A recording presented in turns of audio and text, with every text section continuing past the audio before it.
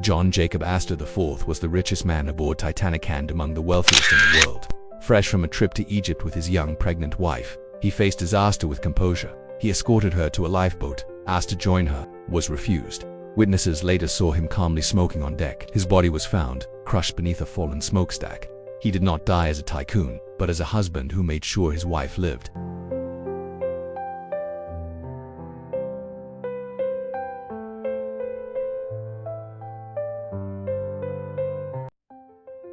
Mining heir Benjamin Guggenheim was traveling with his valet when the Titanic began to sink. He changed into evening clothes, telling the crew, "Tell my wife I've done my duty." Refusing panic, he stayed in the smoking room, brandy in hand. Dressed to die like a gentleman, he helped women into lifeboats until the end. His body was never found.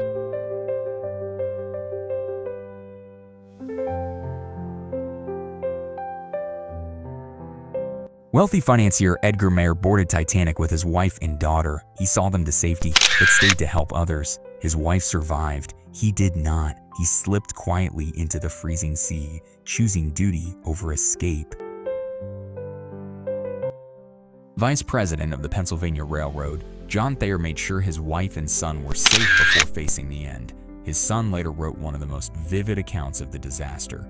John's body was recovered, a man of steel and tracks, stopped by ice and silence. San Francisco physician and politician Dr. Washington Dodge was among the few elite passengers to survive. He boarded a lifeboat early, later defending the choices made that night. He lived on, haunted, but determined to preserve the memory of those lost.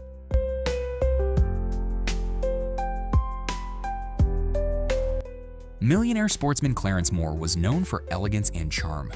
During the sinking, he gave up his seat and remained behind, calmly smoking as the water rose. His body was never found. The man who loved the racetrack met his last race in the Atlantic.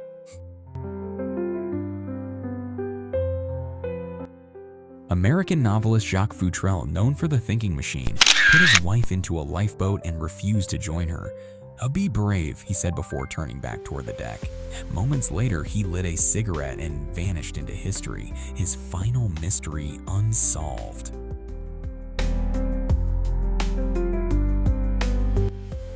President of the Grand Trunk Railway, Charles M. Hayes, had warned days earlier about the dangers of speeding at sea.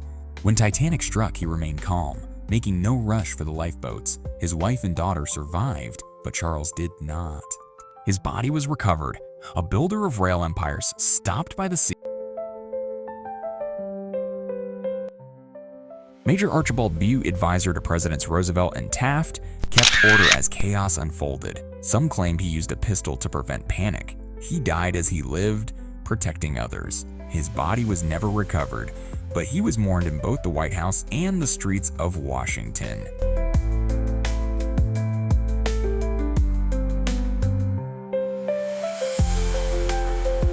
Broadway producer Henry B. Harris brought glamour to New York stages. On Titanic, he placed his wife in a lifeboat, promising to find another way off. He never did. Renee Harris never remarried, keeping his memory alive for the rest of her life. His final act was not on stage, but on the sinking deck.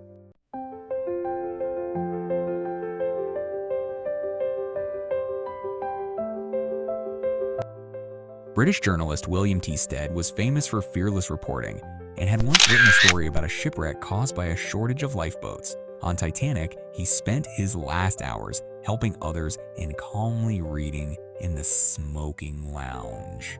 Witnesses say he gave his life jacket to a woman before disappearing. He had warned the world and became part of the tragedy he predicted.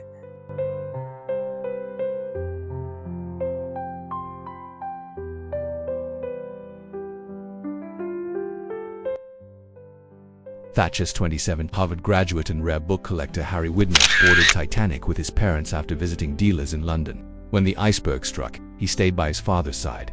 His mother survived, but Harry did not. Harvard's Widener Library, built by his mother, stands as his legacy.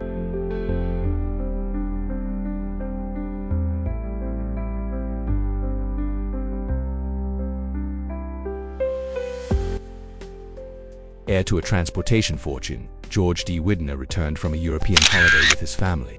Hours before the collision, he hosted a private dinner for the captain. Later, he guided women and children to safety. His wife survived, but George and his son did not. Their bodies were never recovered. The ocean claimed even the wealthiest.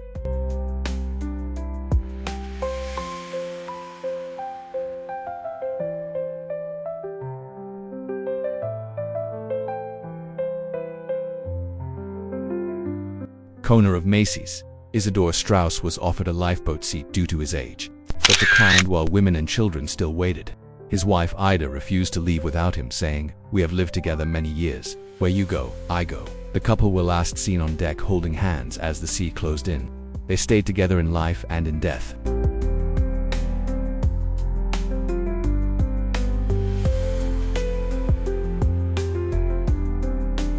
Ida Straus had a seat on a lifeboat, but stepped back to remain with her husband Isidore. "We have lived together for many years," she told rescuers. "I will not be parted from him now." Together they faced the end with calm dignity, creating one of Titanic's most enduring love stories.